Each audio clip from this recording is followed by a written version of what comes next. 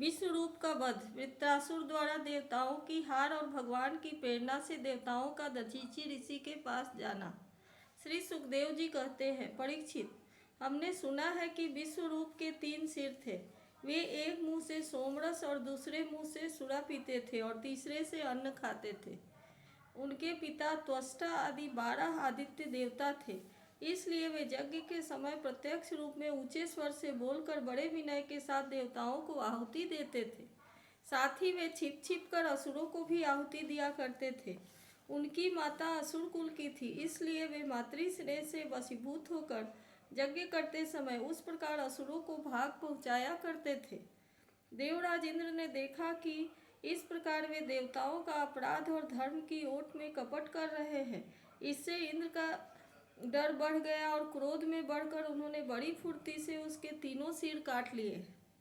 विश्वरूप का सोमरस पीने वाला सिर पपीहा, सुरापान करने वाला गौरैया और अन्न खाने वाला तीतर हो गया। इंद्र चाहते तो विश्वरूप के वध से लगी हुई हत्या को दूर कर सकते थे, परंतु उन्होंने ऐसा करना उचित न समझा, वरन हाथ जोड़कर उसे स्वीकार कर लिया तथा 1 वर्ष तक उससे छूटने का कोई उपाय नहीं किया। तदनंतर सब लोगों के सामने अपनी शुद्धि प्रकट करने के लिए उन्होंने अपनी ब्रह्म हत्या को 4 हिस्सों में बांटकर पृथ्वी, जल, वृक्ष और स्त्रियों को दे दिया। परीक्षित, पृथ्वी ने बदले में यह वरदान लेकर कि जहाँ कहीं गड्ढा होगा वह समय समय पर अपने आप भर जाएगा, इंद्र की ब्रह्म हत्या का चतुर्थांश स्वीकार कर लिया। वही ब्रह्म हत्या पृथ्वी में कहीं कहीं ऊसर रूप में दिखाई पड़ती है। दूसरा चतुर्थांश वृक्षों ने लिया। उन्हें यह वर मिला कि उनका कोई हिस्सा कट जाने पर फिर जम जाएगा। उनमें अब भी गोंद के रूप में ब्रह्म हत्या दिखाई पड़ती है। स्त्रियों ने यह वर पाकर कि वे सर्वदा पुरुष का सहवास कर सके, ब्रह्म हत्या का तीसरा चतुर्थांश स्वीकार किया। उनकी ब्रह्म हत्या प्रत्येक महीने में रज के रूप में दिखाई पड़ती है। जल ने यह वर पाकर खर्च करते रहने पर भी निर्झर आदि के रूप में तुम्हारी बढ़ती ही होती रहेगी, ब्रह्म हत्या का चौथा चतुर्थांश स्वीकार किया। फेन, बुदबुद आदि के रूप में वही ब्रह्म हत्या दिखाई पड़ती है, अतएव मनुष्य उसे हटाकर जल ग्रहण किया करते हैं। विश्वरूप की मृत्यु के बाद उसके पिता त्वष्टा, हे इंद्र शत्रु, तुम्हारी अभिवृद्धि हो और शीघ्र से शीघ्र तुम अपने शत्रु को मार डालो। इस मंत्र से इंद्र का शत्रु उत्पन्न करने के लिए हवन करने लगे। यज्ञ समाप्त होने पर अनवाहार्य पचन नामक अग्नि, दक्षिणाग्नि से एक बड़ा भयावना दैत्य प्रकट हुआ। वह ऐसा जान पड़ता था मानो लोकों का नाश करने के लिए प्रलयकालीन विकराल काल ही प्रकट हुआ हो।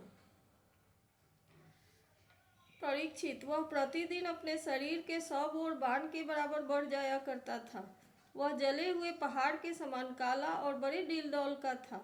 उसके शरीर में से संध्याकालीन बादलों के समान दीप्ति निकलती रहती थी। उसके सिर, बाल और दाढ़ी मूछ तपे हुए तांबे के समान लाल रंग के तथा नेत्र दोपहर के सूर्य के समान प्रचंड थे। चमकते हुए 3 नोकों वाले त्रिशूल को लेकर जब वह नाचने, चिल्लाने और कूदने लगता था, उस समय पृथ्वी कांप उठती थी और ऐसा जान पड़ता था कि उस त्रिशूल पर उसने अंतरिक्ष को उठा रखा हो। वह बार बार जम्हाई लेता था। इससे जब उसका कंदरा के समान गंभीर मुंह खुल जाता, तब जान पड़ता कि वह सारे आकाश को पी जाएगा, जीभ से सारे नक्षत्रों को चाट जाएगा और अपनी विशाल एवं विकराल दाढ़ों वाले मुंह से तीनों लोगों को निकल जाएगा। उसके भयावने रूप को देखकर सब लोग डर गए और इधर उधर भागने लगे। परीक्षित, त्वष्टा के तमोगुनी पुत्र ने सारे लोगों को घेर लिया। इसी से उस पापी का अत्यंत क्रूर पुरुष का नाम वृत्रासुर पड़ा। बड़े बड़े देवता अपने अपने अनुयायियों के सहित एक साथ ही उस पर टूट पड़े तथा अपने अपने दिव्य अस्त्र शस्त्रों से प्रहार करने लगे, परंतु वृत्रासुर उनके सारे अस्त्र शस्त्रों को निगल गया।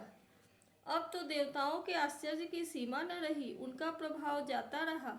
वे सब के सब दीनहीन और उदास हो गए तथा एकाग्रचित्त से अपने हृदय में विराजमान आदि पुरुष श्री नारायण की शरण में गए। देवताओं ने भगवान से प्रार्थना की, वायु, आकाश, अग्नि, जल और पृथ्वी, ये पांचों भूत, इनसे बने हुए तीनों लोक, उनके अधिपति ब्रह्मादि तथा हम सब देवता जिस काल से डरकर उसे पूजा सामग्री की भेंट दिया करते हैं, वही काल भगवान से भयभीत रहता है। इसलिए अब भगवान ही हमारे रक्षक है। प्रभु, आपके लिए कोई नई बात न होने के कारण कुछ भी देखकर आप विस्मित नहीं होते। आप अपने स्वरूप के साक्षात्कार से ही सर्वथा पूर्ण काम, सम एवं शांत है।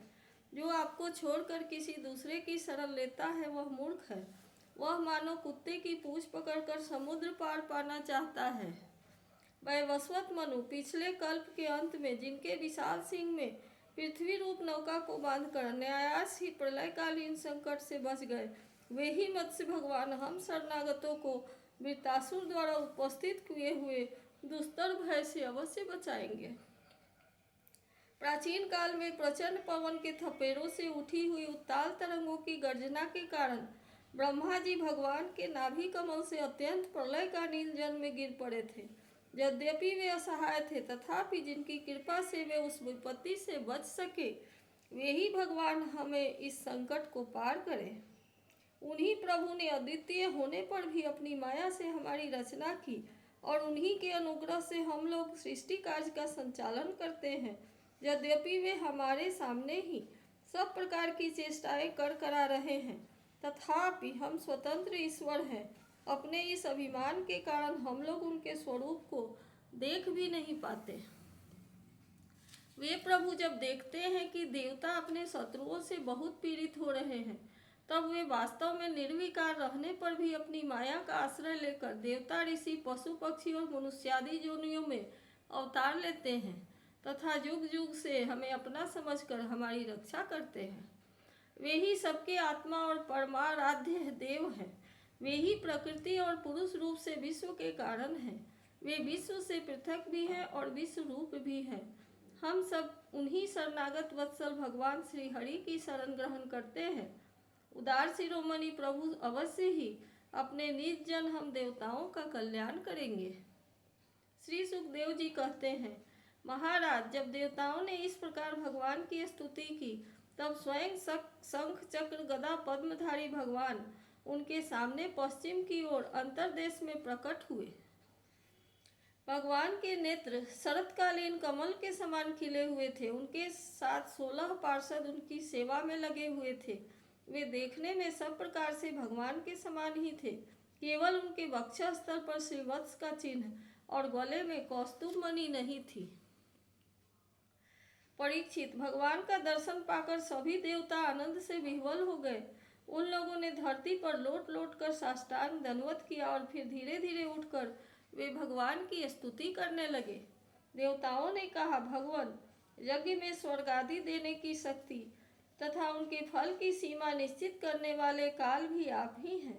यज्ञ में विघ्न डालने वाले दैत्यों को आप चक्र से छिन्न भिन्न कर डालते हैं, इसलिए आपके नामों की कोई सीमा नहीं है। हम आपको बार बार नमस्कार करते हैं। विधातः सत्व, रज, तम, इन 3 गुणों के अनुसार जो उत्तम, मध्यम और निकृष्ट गतियाँ प्राप्त होती है, उनके नियामक आप ही हैं। आपके परम पद का वास्तविक स्वरूप इस कार्य रूप जगत का कोई आधुनिक प्राणी नहीं जान पड़ता। भगवान नारायण वासुदेव, आप आदि पुरुष, जगत के परम कारण और महापुरुष पुरुषोत्तम हैं। आपकी सीमा असीम है। आप परम मंगलमय, परम कल्याण स्वरूप और परम दयालु हैं। आप ही सारे जगत के आधार एवं अद्वितीय हैं। केवल आप ही सारे जगत के स्वामी हैं। आप सर्वेश्वर हैं तथा सौंदर्य और मृदुलता की अधिष्ठात्री देवी लक्ष्मी के परम पति हैं। प्रभु, परमहंस परिव्राजक विरक्त महात्मा जब आत्मसंजन रूप परम समाधि से भली भांति आपका चिंतन करते हैं, तब उनके शुद्ध हृदय में परमहंसों के धर्म वास्तविक भगवत भजन का उदय होता है। इससे उनके हृदय में अज्ञान रूप किवाड़ खुल जाते हैं और उनके आत्मलोक में आप आत्मानंद के रूप में बिना किसी आवरण के प्रकट हो जाते हैं और वे आपका अनुभव करके निहाल हो जाते हैं। हम आपको बार बार नमस्कार करते हैं। भगवान, आपकी लीला का रहस्य जानना बड़ा ही कठिन है, क्योंकि आप बिना किसी आश्रय और प्राकृत शरीर के हम लोगों के सहयोग की अपेक्षा न करके निर्गुण और निर्विकार होने पर भी स्वयं ही इस सगुण और जगत की सृष्टि, रक्षा और संहार करते हैं। भगवान, हम लोग यह बात भी ठीक ठीक नहीं समझ पाते कि सृष्टि कर्म में आप देवदत्त आदि किसी व्यक्ति के समान गुणों के कार्य रूप इस जगत में जीव रूप से प्रकट हो जाते हैं और कर्मों के अधीन होकर अपने किए हुए अच्छे बुरे फलों का कर्म भोगते हैं, अथवा आप आत्माराम, शांत स्वभाव एवं सबसे उदासीन हैं, साक्षी मात्र रहते हैं तथा सबको समान देखते हैं। हम तो यह समझते हैं कि यदि आप में ये दोनों बातें रहे तो भी कोई विरोध नहीं है, क्योंकि आप स्वयं भगवान हैं। आपके गुण अगणित हैं, महिमा अगाध है और आप सर्वशक्तिमान हैं। आधुनिक लोग अनेकों प्रकार के विकल्प, वितर्क, विचार, झूठे प्रमाण और कुतर्कपूर्ण शास्त्रों का अध्ययन करके अपने हृदय को दूषित कर लेते हैं और यही कारण है कि वे दुराग्रही हो जाते हैं। आप में उनके वाद विवाद के लिए अवसर ही नहीं है। आपका वास्तविक स्वरूप समस्त मायामय पदार्थों से परे केवल है। जब आप उसी में अपनी माया को छुपा लेते हैं, तब ऐसी कौन सी बात है जो आप में नहीं हो सकती। इसलिए आप साधारण पुरुषों के समान कर्ता भोक्ता भी हो सकते हैं और महापुरुषों के समान उदासीन भी। इसका कारण यह है कि न तो आप में कृतित्व भोक्तृत्व है और न ही उदासीनता ही। आप तो दोनों से विलक्षण अनिवर्चनीय हैं। जैसे एक ही रस्सी का टुकड़ा भ्रांत पुरुषों को सर्प, माला, धारा आदि के रूप में प्रतीत होता है, परंतु जानकार को रस्सी के रूप में, वैसे ही आप भी भ्रांति बुद्धि वालों को कर्ता भोक्ता आदि अनेक रूपों में दिखते हैं और ज्ञानी को शुद्ध सच्चिदानंद के रूप में आप सभी की बुद्धि का अनुसरण करते हैं। विचार पूर्वक देखने से मालूम होता है कि आप ही समस्त वस्तुओं में वस्तुत्व के रूप में विराजमान हैं, सबके स्वामी हैं और संपूर्ण जगत के कारण, ब्रह्मा, प्रकृति आदि के भी कारण हैं। आप सबके अंतर्यामी अंतरात्मा हैं। इसलिए जगत में जितने भी गुण दोष प्रतीत हो रहे हैं, उन सब की प्रतीतियाँ अपने अधिष्ठान स्वरूप आपका ही संकेत करती हैं और श्रुतियों ने समस्त पदार्थों का निषेध करके अंत में निषेध की अवधि के रूप में केवल आपको ही शेष रखा है। मधुसूदन, आपकी अमृतमय महिमा रस का अनंत समुद्र है। उसके नन्हे से सीकर का भी अधिक नहीं। एक बार भी स्वाद चख लेने से हृदय में नित्य निरंतर परमानंद की धारा बहने लगती है। उसके कारण अब तक जगत में विषय भोगों के जितने भी लेस मात्र, प्रतीति मात्र सुख का अनुभव हुआ है या परलोक आदि में विषय में सुना गया है, वह सब का सब जिन्होंने भुला दिया है, समस्त प्राणियों के परम प्रियतम हितैषी सुहृद और सर्वात्मा आप ऐश्वर्य निधि परमेश्वर में जो अपने मन को नित्य निरंतर लगाए रखते हैं और आपके चिंतन का ही सुख लूटते हैं रहते हैं, वे आपके अनन्य प्रेमी परम भक्त पुरुष ही अपने स्वार्थ और परमार्थ में निपुण हैं। मधुसूदन, आपके वे प्यारे और सुहित भक्तजन भला आपके चरण कमलों का सेवन कैसे त्याग सकते हैं, जिसने जन्म मृत्यु रूप संसार के चक्कर से सदा के लिए छुटकारा मिल सकता है। प्रभु, आप त्रिलोकी के आत्मा और आश्रय हैं। आपने अपने 3 पगों से सारे जगत को नाप लिया था और आप ही तीनों लोकों के संचालक हैं। आप महिमा त्रिलोकी का मन हरण करने वाले हैं। इसमें संदेह नहीं कि दैत्य, दानव आदि असुर भी आपकी ही विभूतियां हैं। तथापि यह उनकी उन्नति का समय नहीं है। यह सोचकर आप अपनी जोग माया से देवता, मनुष्य, पशु, नृसिंह आदि मिश्रित और मत्स्य आदि जलचरों के रूप में अवतार ग्रहण करते और उनके अपराध के अनुसार उन्हें दंड देते हैं। दंडधारी प्रभु, यदि जचे तो आप उन्हीं असुरों के समान इस वृत्तासुर का भी नाश कर डालिए। भगवान, आप हमारे पिता, पितामह सब कुछ हैं। हम आपके निर्जन हैं और निरंतर आपके सामने सिर झुकाए रखते हैं। आपके चरण कमलों का ध्यान करते करते हमारा हृदय उन्हीं के प्रेम बंधन में बंध गया है। आपने हमारे सामने अपना दिव्य गुणों से युक्त साकार विग्रह प्रकट करके हमें अपनाया है।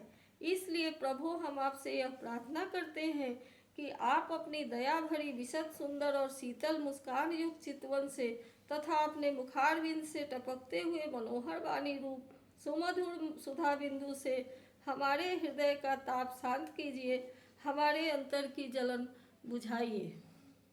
प्रभु, जिस प्रकार अग्नि की ही अंशभूत चिंगारियाँ आदि अग्नि को प्रकाशित करने में असमर्थ है, वैसे ही हम भी आपको अपना कोई भी स्वार्थ परमार्थ निवेदन करने में असमर्थ हैं। आपसे भला कहना ही क्या है, क्योंकि आप संपूर्ण जगत की उत्पत्ति, स्थिति और लय करने वाली दिव्य माया के साथ विनोद करते रहते हैं तथा समस्त जीवों के अंतःकरण में ब्रह्म और अंतर्यामी के रूप में विराजमान रहते हैं। केवल इतना ही नहीं, उनके बाहर भी प्रकृति के रूप में आप ही विराजमान हैं। जगत में जितने भी देश, काल, शरीर और अवस्था आदि हैं, उनके उपादान और प्रकाशक के रूप में आप ही उनका अनुभव करते रहते हैं। आप सभी वृत्तियों के साक्षी हैं। आप आकाश के समान सर्वगत हैं, निर्लिप्त हैं। आप स्वयं परम ब्रह्म परमात्मा हैं। अतएव हम अपना अभिप्राय आपसे निवेदन करें, इसकी अपेक्षा न रखकर जिस अभिलाषा से हम लोग यहाँ आए हैं उसे पूर्ण कीजिए। आप अचिंत्य, ऐश्वर्य संपन्न और जगत के परम गुरु हैं। हम आपके चरण कमलों की छत्र छाया में आए हैं, जो विविध पापों के फलस्वरूप जन्म मृत्यु रूप संसार में भटकने की थकावट को मिटाने वाली है। सर्वशक्तिमान श्री कृष्ण, वृत्तासुर ने हमारे प्रभाव और अस्त्र शस्त्रों को तो निगल ही लिया है, अब वह तीनों लोकों को भी ग्रस रहा है। आप उसे मार डालिए। प्रभु, आप शुद्ध स्वरूप, हृदय स्थित शुद्ध ज्योतिर्मय आकाश, सबके साक्षी, अनादि अनंत और उज्ज्वल कीर्ति संपन्न है। संत लोग आपका ही संग्रह करते हैं। संसार के पथिक जब घूमते घूमते आपकी शरण में आ पहुँचते हैं, तब अंत में आप उन्हें परमानंद स्वरूप अभीष्ट फल देते हैं और इस प्रकार उसके जन्म जन्मांतर के कष्ट को हर लेते हैं। प्रभु, हम आपको नमस्कार करते हैं। श्री सुखदेव जी कहते हैं, परीक्षित, जब देवताओं ने बड़े आदर के साथ इस प्रकार भगवान का स्तवन किया, तब वे अपनी स्तुति सुनकर बहुत प्रसन्न हुए और कहने लगे। श्री भगवान ने कहा, श्रेष्ठ देवताओं, तुम लोगों ने स्तुति युक्त ज्ञान से मेरी उपासना की है, इससे मैं तुम लोगों पर प्रसन्न हूँ। इस स्तुति के द्वारा जीवों को अपने वास्तविक स्वरूप की स्मृति और मेरी भक्ति प्राप्त होती है। देव शिरोमणियों, मेरे प्रसन्न हो जाने पर कोई भी वस्तु दुर्लभ नहीं रह जाती। तथापि मेरे अनन्य प्रेमी तत्ववेत्ता भक्त मुझसे मेरे अतिरिक्त और कुछ नहीं चाहते। जो पुरुष जगत में विषयों को सत्य समझता है, वह नासमझ अपने वास्तविक कल्याण को नहीं जानता। यही कारण है कि वह विषय चाहता है, परंतु यदि कोई जानकार उसे उसकी इच्छित वस्तु दे देता है तो वह भी वैसा ही नासमझ है। जो पुरुष मुक्ति का स्वरूप जानता है, वह अज्ञानी को भी कर्मों में फंसने का उपदेश नहीं देता। जैसे रोगी के चाहने पर भी सवैद्य उसे कुपथ्य नहीं देते। देवराज इंद्र, तुम लोगों का कल्याण हो। अब देर मत करो, ऋषि शिरोमणि दधीचि के पास जाओ और उनसे उनका शरीर, जो उपासना, व्रत तथा तपस्या के कारण अत्यंत दृढ़ हो गया है, मांग लो। दधीचि ऋषि को शुद्ध ब्रह्म का ज्ञान है। अश्विनी कुमारों को घोड़े के सिर से उपदेश करने के कारण उनका नाम अश्वशिर भी है। उनकी उपदेश की हुई आत्मविद्या के प्रभाव से ही दोनों अश्विनी कुमार जीवन मुक्त हो गए। अर्थवेदी दधीचि ऋषि ने पहले पहल मेरे स्वरूप भूत अभेद्य नारायण कवच को त्वष्टा को उपदेश दिया था। त्वष्टा ने यही विश्वरूप को दिया और विश्वरूप से तुम्हें मिला। दधीचि ऋषि धर्म के परम मर्मज्ञ हैं। वे तुम लोगों को अश्विनी कुमार के मांगने पर अपने शरीर के अंग अवश्य दे देंगे। इसके बाद विश्वकर्मा के द्वारा उन अंगों से एक श्रेष्ठ आयुध तैयार करा लेना। देवराज, मेरी शक्ति से युक्त होकर तुम उसी शस्त्र के द्वारा वृत्तासुर का सिर काट लोगे। देवताओं, वृत्तासुर के मर जाने पर तुम लोगों को फिर से तेज, अस्त्र शस्त्र और संपत्तियां प्राप्त हो जाएंगी। तुम्हारा कल्याण अवश्यम भावी है, क्योंकि मेरे शरणागतों को कोई नहीं सता सकता। इति श्रीमद्भागवत महापुराणे पारमहंस्यां संहितायां षष्ठ स्कंधे नवमोऽध्यायः।